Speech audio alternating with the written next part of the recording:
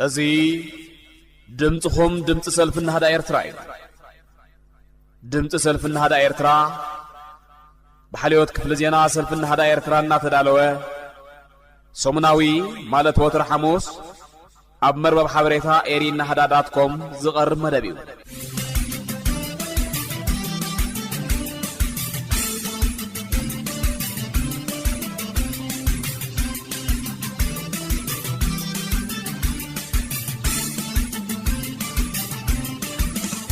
أزي دمتهم دمت سلفنا هذا إيرترا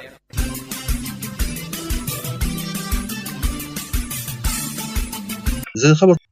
سلام كمي تغنيو زي خبركم سمعتي فنو راديو دمت سلفنا هذا إيرترا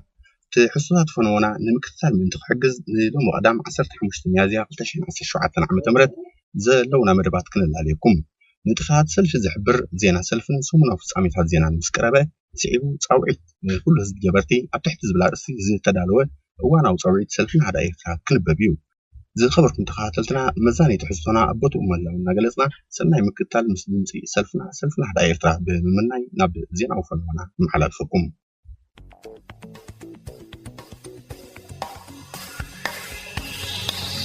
زينا نتفتات سلفي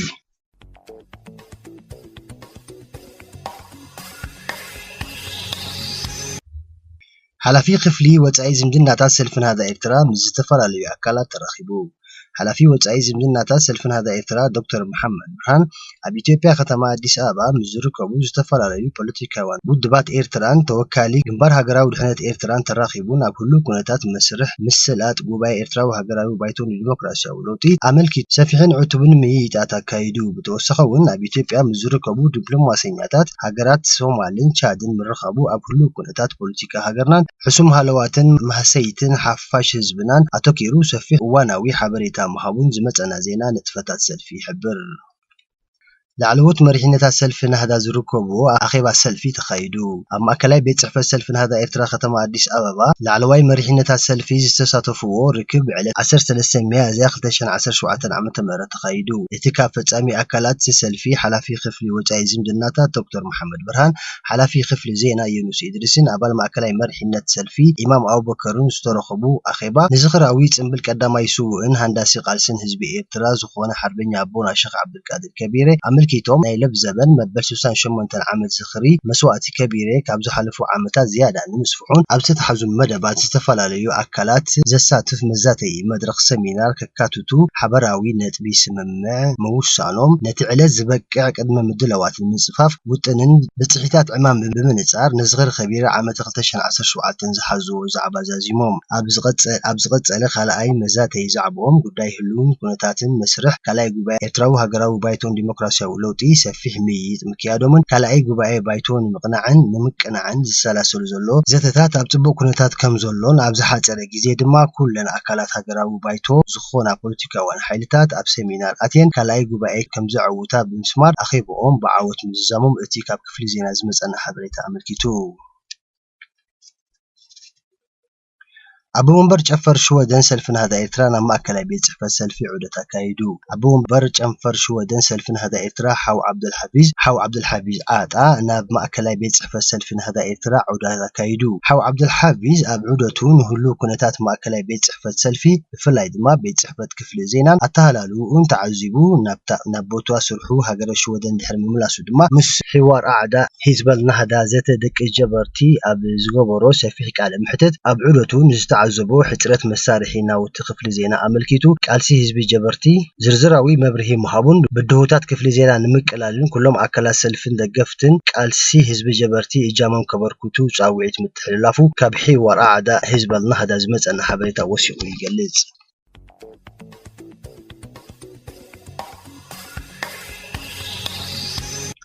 وركم سمعتنا زينا نتفتات سلف خصوم عجانيكم نابسمناوي نتفتات زينا خزغاقركم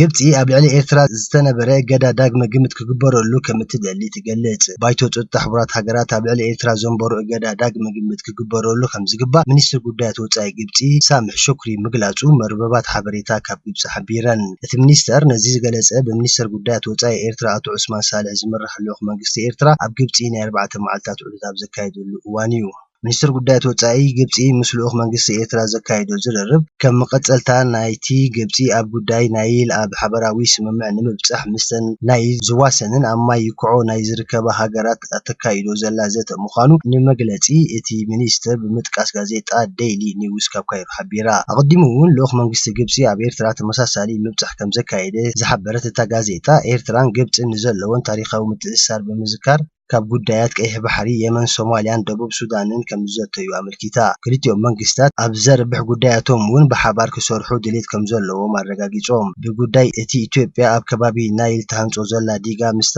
ሃገር ኣብ ዘይምቅዳው እትርከብ ግብፂ ምስ ኩለን እተን ምስ ኢትዮጵያ ምትእስሳር ጽልዋን ዘለወን እትብለን ሃገራት ጽዑቕ ርክባት ኣብ ምክያድ እያ ትርከብ።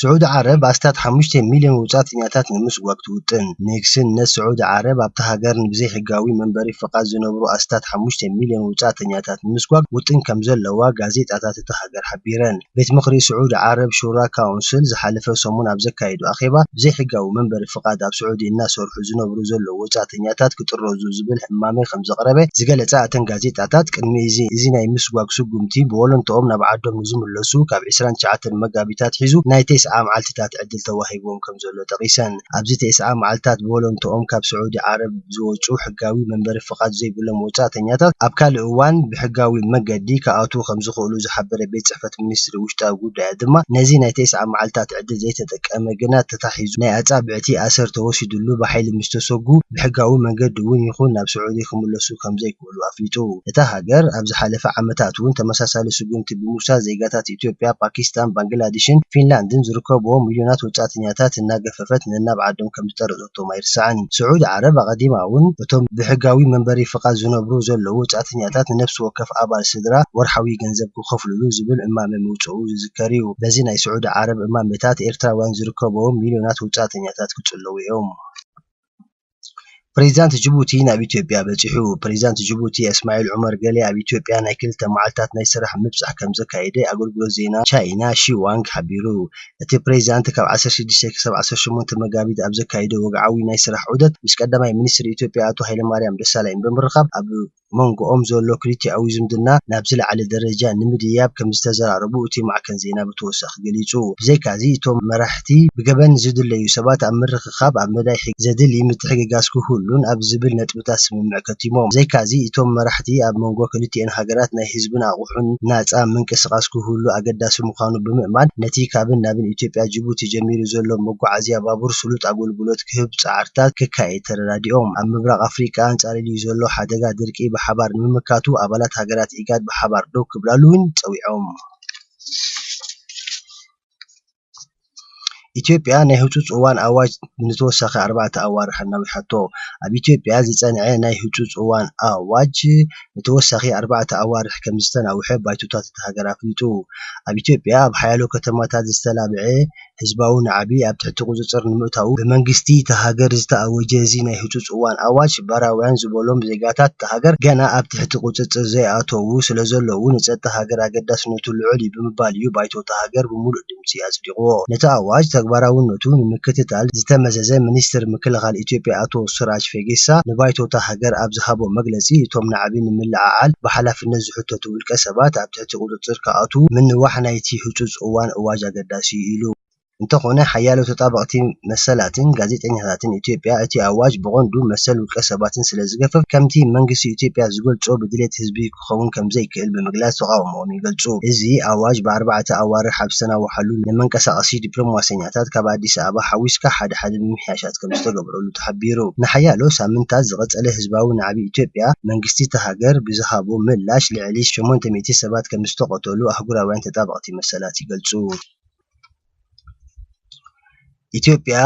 113 ሰባት ዝቀተለ ኩምራ ጎሓፍ ናብ ፓርክ ክልውጥ እየ ትብል መንግስቲ ኢትዮጵያ ኣብ ከባቢ ከተማ ኣዲስ ኣበባ ዘጋጠመ መፍራስ ኩምራ ጎሓፍ 113 ሰባት ከም ዝሞቱ ብምርግጋጽ እቲ ቦታ ናብ ፓርክ ክልውጦ ምዃኑ ኣፍሊጡ ሰበስልጣን እታ ከተማ እቶም ካብቲ ሓደጋ ዝድሓኑ ሰባት ናብ ግዝያዊ ቦታ ከም ዝጓዓዙ ብምጥቃስ ድሕሪ ደጊም ኣብቲ ኩምራ ጎሓፍ ዝነብር ሰብ የለን ክብሉ ሓቢሮም ኣፈኛ መንግስቲ ኢትዮጵያ ነጋሪ ሌንጮ ብወገኑ ጠንቂ መፍራስ እቲ ኩምራ ጎሓፍ ኣብ ምጽራይ ከም ዘሎ ገሊጹ እቲ ብ11 መጋቢ ዘጋጠመ ሓደጋ መፍራስ ኩምራ ጎሓፍ ኣብቲ ከባቢ መናብሮኦም ኣብ ልዕሊ ዝመስረቱ ኣማኢት ሰባት ሓደጋ ከውርድ እንከሎ ዛጊት ተረኺቡ ዘሎ ሬሳ መብዛሕትኦም ቆልዑን ደቂ ኣንስትዮን ዝርከብዎም 113 ሰባት ሞይቶም ገና ሃልዋቶም ዘይተፈልጠ ከም ዘለውን ዓይኒ መሰኻኽር ካብቲ ቦታ ብማዕከናት ዜና የመልክቱ እዚ ኣብ መላእ ህዝቢ ኢትዮጵያ ቁጥዐ ፈጢሩ ዘሎ ሓደጋ ኩምራ ጎሓፍ ተቃወምቲ መንግስቲ ንፖለቲካዊ ረብሓታቶም ይጥቀምሉ ከም ዘሎ እውን ይንገር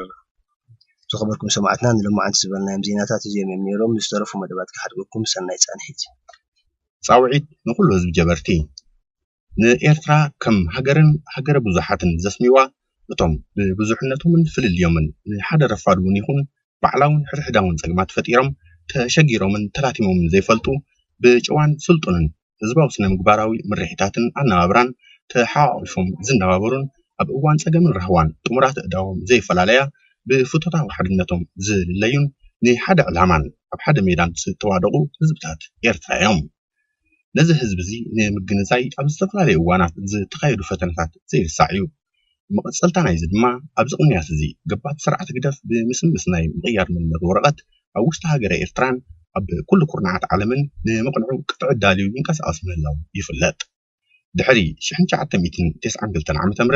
ንመንነት ህዝቢ ጀበርቲ ዘህስስን ዝድምስስን ኣካይዳት ስርዓት ዳግማይ ንምድጋሙ ይህንደድ ምህላውን ነዚ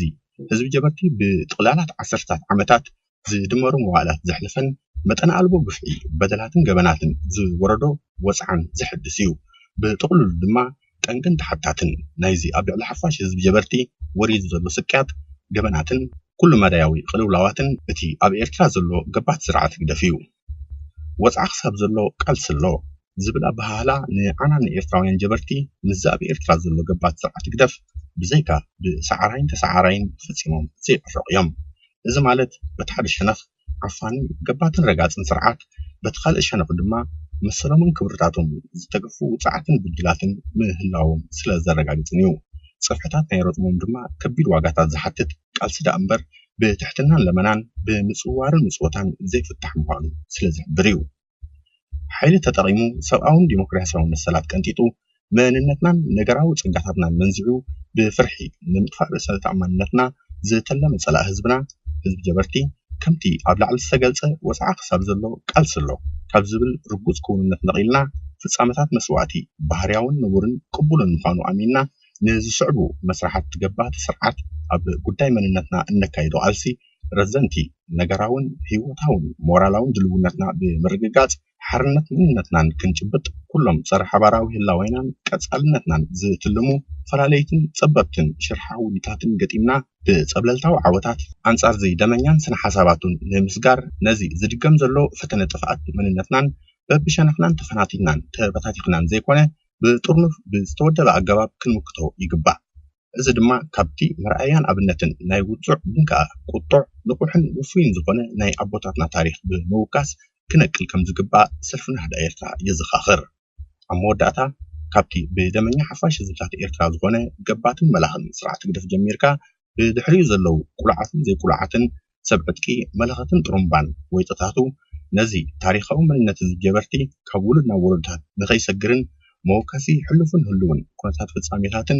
መነየቲ ግምጃን ስልማትን ክብርን ሰለትን ቀጻልነትን ህዝብታት ጀበርቲ ንኽቆፅዩ ዝህንደዱ ዘለው ኣይትህለኹ ንብሎም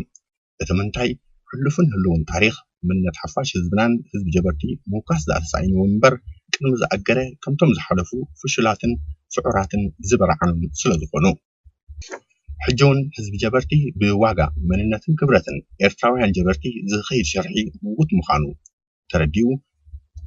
መንነቱን ክብርታቱን መናበርን መናበይን ገባት ስርዓትን ወይጦታቱን ከም ዘይከውን ኪነቱ ዝሓለፈ እዋን ብኣጽንዖት ደው ንኽትብለሉ ኣብ ውሽጢ ሃገር ይኹን ካብ ሃገር ወፃኢ ኣብ መላእ ኩርናዓት ዓለም እትርከቡ ብጅሆ እቲ ስርዓት ግዴታዊ ምቕያር መንነት ዝተታሓስኩም ኤርትራውያን ጀበርቲ بزي زخون يكون سقعتن سخفتان نتنا مننت قطعي بتحقنيا مننتكم كتسلمو سلفنا حدا يرترها دقيمة تزخاخركم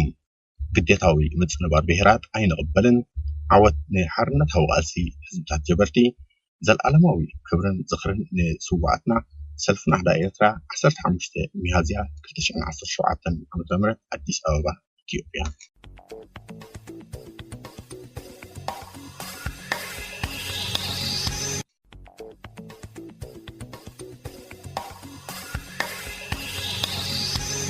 كفيلنا ندقاس سينا يا بعدي ندقاس سينا يا بعدي أبعدي هاتيمنا رقات أب سدت تخبيبنا بسقات كاب عدي أبا وطاطا ناب سدت أبا مطاطا انت وحده كلتيو حده ننساففو معمق نرقصو قدل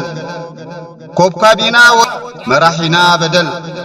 كفيلنا مدري أبحري كفيلنا زي نقور موت زي اللي قبري نسب جبا خفيلنا مسالتي نسب سانجا خفيلنا نسب سنتي كفيلنا نمعرفي بركي مسفري كفيلنا نسنكي منها هاري كفيلنا مدكسي محلمي كفيلنا نلسان مترقمي بقى ترف زموتو يا عبدون دالنا كفيلنا استغفافيلنا انت زين خفلك انتاي مخلنا انه فحفح لنا حج موت يزغفل أقولنا نبحرنتنا حدنتنا ملسنا نبحرنتنا حدنتنا ملسنا